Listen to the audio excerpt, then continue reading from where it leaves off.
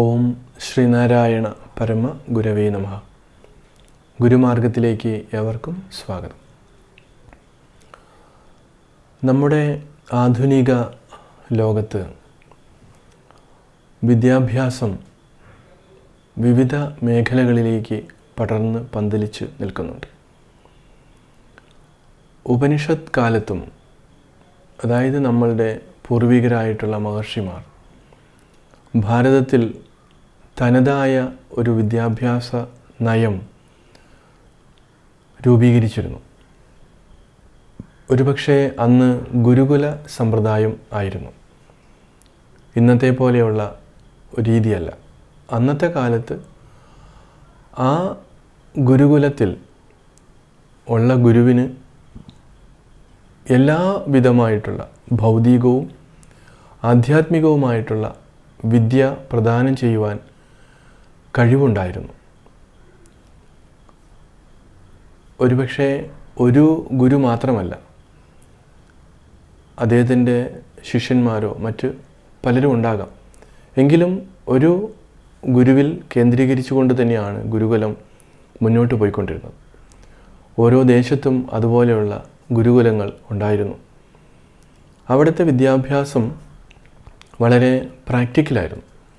അന്നും ഭൗതിക വിദ്യയും ആത്മവിദ്യയും ഒരേപോലെ അവർ കൊണ്ട് പോകുമായിരുന്നു. ക്രമേണ അതിന് മാറ്റം സംഭവിക്കുകയും ആധ്യാത്മികമായിട്ടുള്ള വിദ്യ അത് കുറച്ച് സങ്കോചം ഉണ്ടാകുകയും, അതായത് ഭൗതികമായിട്ടുള്ള കാര്യങ്ങൾക്ക് പ്രാധാന്യം കൊടുത്തുകൊണ്ടുള്ള ഒരു ചിന്ത ഉണർന്നു വന്നപ്പോൾ അവിടെ ആധ്യാത്മികതയ്ക്ക് ലോഭം സംഭവിച്ചു. അങ്ങനെ ഭൗതിക വിദ്യയ്ക്ക് മാത്രം പ്രാധാന്യം കൊടുത്തുകൊണ്ടുള്ള ഒരു വിദ്യാഭ്യാസ നയം ഇവിടെ മാത്രമല്ല, എല്ലാ സ്ഥലത്തും അങ്ങനെ രൂപം കൊണ്ടു. അപ്പോൾ പ്രത്യേകിച്ച് അതൊരു ബ്രിട്ടീഷുകാരുടെ സമയത്തൊക്കെയാണ് ഈ ആത്മവിദ്യയ്ക്ക്, മഹർഷിമാരുടെ ആ ഒരു വിദ്യാഭ്യാസ നയത്തിന് എതിരായി അതെല്ലാം അന്ധവിശ്വാസമാണ് എന്ന് പറഞ്ഞുകൊണ്ടുള്ള ഒരു പ്രചരണവും, ഭൗതികമായിട്ടുള്ള കാര്യങ്ങളാണ് നമ്മൾ നേടേണ്ടത് എന്ന് പറഞ്ഞുകൊണ്ട് ഉള്ള പ്രചരണവും മനുഷ്യൻ്റെ ചിന്തകളെയും അവൻ്റെ ജീവിതത്തെയും മാറ്റിമറിച്ചു കളഞ്ഞു. ഇന്ന് നമ്മുടെ ലോകത്തിൻ്റെ അവസ്ഥ നമ്മൾ നോക്കുമ്പോൾ ആധുനിക വിദ്യാഭ്യാസവും അതേപോലെ തന്നെ മഹർഷിമാരുടെ ആ വിദ്യാഭ്യാസവും ഒക്കെ വെച്ച് നമ്മൾ താരതമ്യ പഠനം ചെയ്യുമ്പോൾ ഒരുപാട് നഷ്ടങ്ങൾ നമുക്ക് ഉണ്ട്. ഇന്ന് ഒരു ഗുരുവിൽ നിന്ന്, അല്ലെങ്കിൽ ഒരു അധ്യാപകനിൽ നിന്ന്, അല്ലെങ്കിൽ ഒരു പ്രൊഫസറിൽ നിന്ന് ഏതെങ്കിലും ഒരു വിഷയത്തിൻ്റെ ഒരു ഭാഗം നമുക്ക് പഠിക്കാമെന്നുള്ളതല്ലാതെ മറ്റു പലതും നമുക്ക് പഠിക്കാൻ പറ്റുന്നില്ല. അവരെ നമ്മൾക്ക് മാതൃകയാക്കാൻ പറ്റുന്നില്ല. കമ്പ്യൂട്ടർ രംഗത്ത് നമ്മൾ നോക്കുമ്പോൾ അതിൽ അവർ മാസ്റ്റർ ആയിരിക്കാം, പക്ഷേ അവരുടെ ജീവിതത്തിൽ അവർ പരാജയമായിരിക്കും. അവരുടെ മക്കളോട്, അവരുടെ ഭാര്യയോട്, ഭർത്താവിനോട്, ബന്ധുക്കളോട് ഒന്നും ഒരു നോർമലായി ഇടപെടുവാൻ അവർക്ക് സാധിക്കാറില്ല.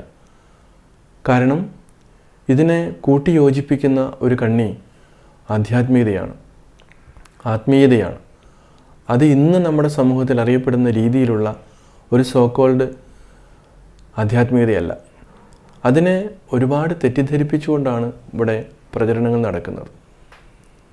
യഥാർത്ഥത്തിലുള്ള ഗുരുക്കന്മാരെ കാണുകയോ ഇനി ഗുരുക്കന്മാർ പറഞ്ഞതിനെ ആ രീതിയിൽ മനസ്സിലാക്കാൻ ശ്രമിക്കുകയോ ചെയ്യാത്തതാണ് പ്രധാന കുഴപ്പം. വിദ്യ കൊണ്ട് സ്വതന്ത്രരാകുക എന്ന് ശ്രീനാരായണ ഗുരുദേവൻ ഒരു 100 വർഷങ്ങൾക്ക് മുൻപ് സമൂഹത്തോട് പറഞ്ഞു. ഇപ്പോൾ വിദ്യ കൊണ്ട് എന്തിൽ നിന്നാണ് സ്വതന്ത്രരാകേണ്ടത് എന്ന് നമ്മൾ ചിന്തിക്കണം. ഒരുപക്ഷെ അന്നത്തെ കാലത്ത് അടിച്ചമർത്തപ്പെട്ട ഒരു ജനത, അവർക്ക് വിദ്യാഭ്യാസമില്ലായിരുന്നു. വിദ്യാഭ്യാസം ഉണ്ട് എങ്കിൽ അവർക്ക് മറ്റുള്ളവരെ പോലെ സമൂഹത്തിൽ ഇടപെടാൻ സാധിക്കും. ശരിയാണ്, ആ ഒരു തലത്തിൽ അത് കറക്റ്റാണ്.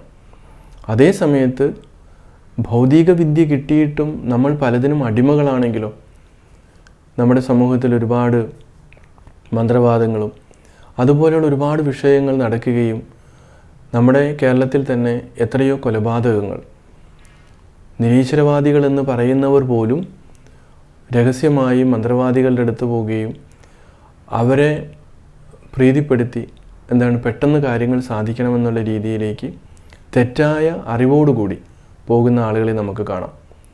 അതുകൊണ്ട് ഈ ഭൗതിക വിദ്യ കൊണ്ട് മാത്രം നമ്മൾ സ്വതന്ത്രരാകുന്നില്ല. നമ്മളെക്കുറിച്ചുള്ള ഈ ആത്മീയത എന്ന് പറയുന്നത് അവനവനെക്കുറിച്ചുള്ള അറിവാണ്, അത് വേറൊരു വസ്തുവിനെക്കുറിച്ചുള്ള അറിവല്ല. അതുകൊണ്ട് വിദ്യ നമുക്ക് രണ്ട് രീതിയിലും നമുക്ക് ഉണ്ടാകണം. ഭൗതികമായി നമ്മൾക്ക് നേടുന്ന വിദ്യ കൊണ്ട് കുറച്ച് സാമ്പത്തിക ഭദ്രത ഉണ്ടാകുമെന്നുള്ളതല്ലാതെ മാനസികമായൊരു ഭദ്രത ഉണ്ടാകുന്നില്ല. പക്ഷേ നമ്മുടെ ഇന്നത്തെ ജനറേഷൻ, ന്യൂ ജനറേഷൻ, അവർക്കിതൊന്നും മനസ്സിലാകുന്നില്ല, മനസ്സിലാക്കുവാൻ അവർ താല്പര്യപ്പെടുന്നില്ല. പക്ഷെ അവർ മനസ്സിലാക്കി വരുമ്പോഴേക്കും അവരുടെ ജീവിതം ഒരു ഘട്ടം കഴിഞ്ഞിരിക്കും. അതുകൊണ്ട് തന്നെയാണ് ഇന്നത്തെ നമ്മുടെ കണക്ക് പ്രകാരം 40% യുവാക്കളും യുവതികളും മയക്കുമരുന്നിന് അടിമകളായി മാറിയിരിക്കുകയാണ്.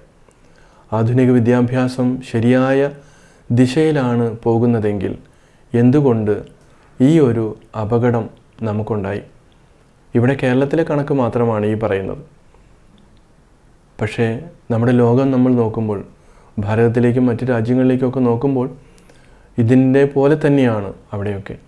അപ്പോൾ ജനസംഖ്യയിൽ പകുതിയോളം പേർ മയക്കുമരുന്നിന് അടിമകളാകുമ്പോൾ നമ്മൾ ഈ നേടുന്ന വിദ്യാഭ്യാസം, അതിൻ്റെ പ്രയോജനം എന്ത് എന്ന് നമ്മൾ തിരിച്ചറിയണം.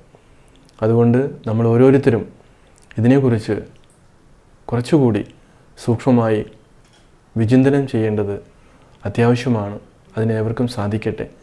നമസ്കാരം.